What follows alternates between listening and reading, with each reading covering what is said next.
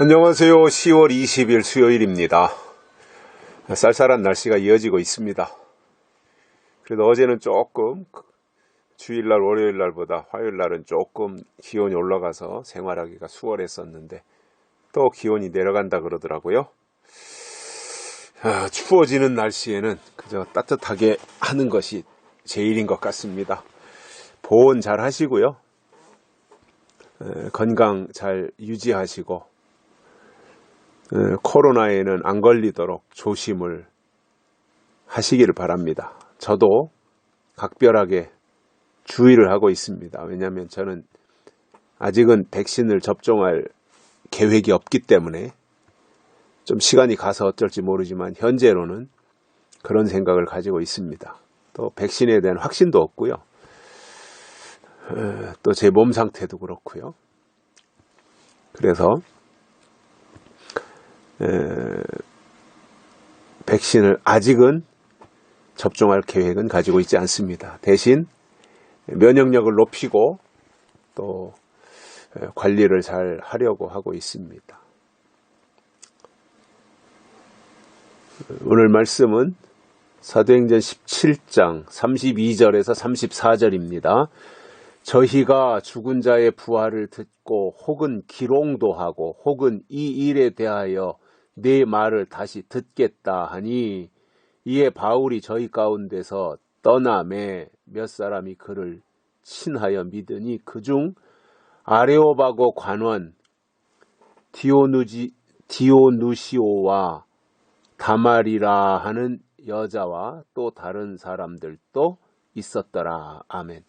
바울이 어제도 아레오바고 설교에 대해서 말씀을 드렸습니다만은 그리고 이제 17장 그 대부분이 그 바울이 그 아레오바고에서 설교하고 활동한 그 내용들에 대해서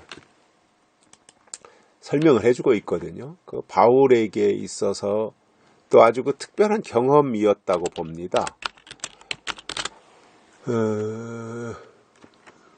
왜냐하면 그래도 그 바울이 전반적으로 그 뭔가 예수 그리스도에 대해서 하나님에 대해서 쭉 이렇게 정돈할 수 있었던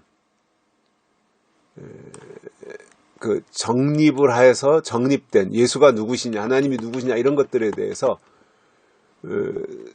그 설명하는 그 대표적인 것이 그 아레오바고였거든요. 아레오바고는 이제 거기 그 마테네 근처에 있는 지역인데, 그리고 그 오늘날로 말하면 그 아레오바고가 뭐 법원 뭐 이런 거 지었다고 제가 기억을 하고 있는데, 거기에서의 바울의 그 설교가 아주 대단히 좀 특별했고 또 함축된 내용으로 그 사람들 속에 파고 들어가서 하나님이 누구시냐 이거에 대해서 정확하게 말했잖아요. 아레오바고에서 하나님은 손으로 지은 신전에 거하지 않는다. 그런데 너희가 왜 신전을 만들어 놓고 있느냐 뭐 이런 것들을 지적도 했었고요. 거기에서 이제 바울이 설교했을 때 또 그 아레오바고의 설교의 핵심이 하나님이 누구시냐 예수가 그리스도다 뭐 이런 것들을 설교했을 뿐만 아니라 부활에 대한 설교도 했거든요. 아레오바고에서. 그러니까 그 설교를 아마 사람들이 아레오바고에서 들었을 거예요. 그러니까 죽은 자가 부활한다.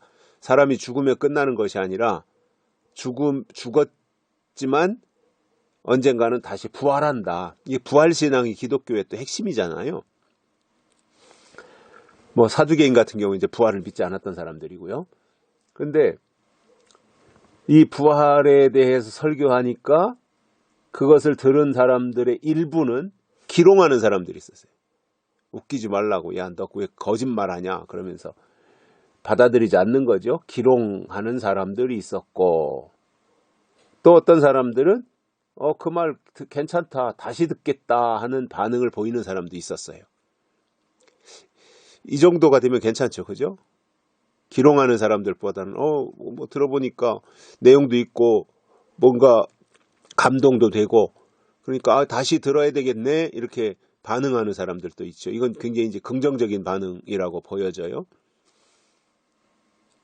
제가 뭐 진리축제 이런 것도 뭐 광주에 가서도 하고 대전에 가서도 하고 뭐 또 때로는 요한계시록만 가지고 또 어떤 모임에 가서 초대받아 가지고 가서 어떠한 개요 재림신앙이라는 게 우리가 추구하는 재림신앙 그리고 계시록과 연결된 재림신앙이라는 게 무엇인가 뭐 이런 것들에 대해서 이제 개요를 설명하고 하는 일들이 이제 뭐 어쩌다 한 번씩 있지요.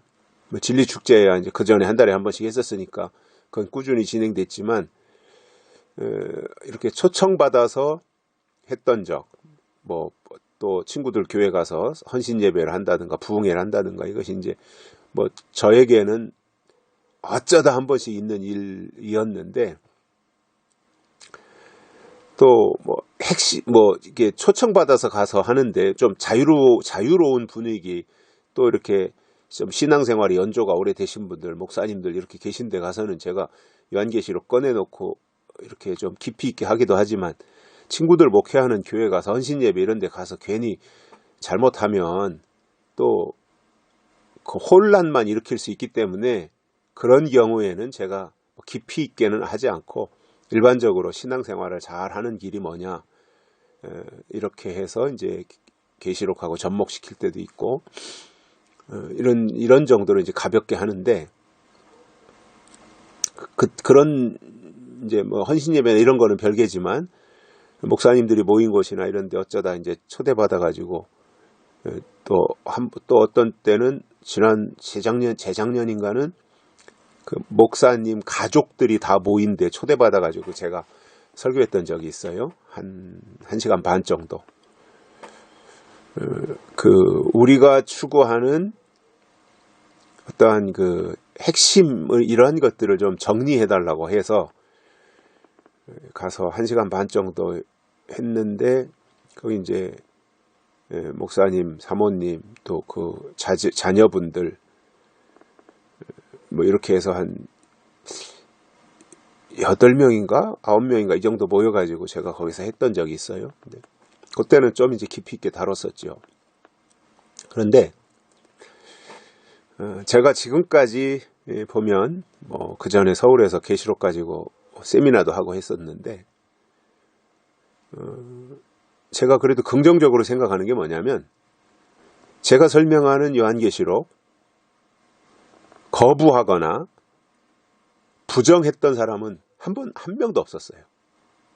물론 조금 이제 표현상 우리가 666을 우리는 그 이제 율법이라고 하는데 계속해서 우리의 설명을 듣기 전까지 666을 베리칩이라고 생각했던 사람들이 우리도 이제 계시록을 한다고 하니까 딴 데서 여기저기 다니면서 듣다가 우리가 설명하는 거에 와서 딱 들어보니까 우리는 베리칩인 이런 근처에도 가지도 않고 그건 오히려 잘못된 주장이라 그러고 우리는 그 666을 율법이라고 이렇게 하는 거에 대해서 그분들이 좀 의아했지만 충분히 설명을 하니까 나름대로 이제 이해도 하고 다 했었거든요. 그렇기 때문에 뭐 우리의 설명을 들으면서 뭐 제가 30대 초부터 계시록을 교회에서도 쭉 설명을 했고 뭐 하여튼 또 목사님들 모아놓고도 또 했었고 하여튼 기회 되는 대로 이렇게 했는데 오히려 다 신선한 충격을 받았고요. 어떤 분은 여기서 하는 계시록이 정말 들으니까 경외 참 이렇게 좀 굉장히 좀 진지하고 깊고 놀랍고 새롭고 하는 그래서 경이롭다고 하는 그런 표현까지 할 정도로 이렇게 좀 반응들이 참 좋았어요. 그러니까 뭐 이상하다 제가 뭐 시한부족말론 한 것도 아니고 그러니까 뭐 그런 거에 책 잡힐 일은 저는 없었다고 보고 반응들은 나름대로 좋았어요. 근데 이제 바울의 설교 앞에서 네가 하는 설교는 이거는 말이 안 된다. 너 기롱하는 거다. 이렇게 반응을 보였으니 얼마나 설교할 맛이 떨어졌겠어요. 바울의 입장에서도. 그런데 또 한편에서는 들을만 하니까 다시 들어볼게. 이 정도만 나와도 가능성이 있는 거잖아요.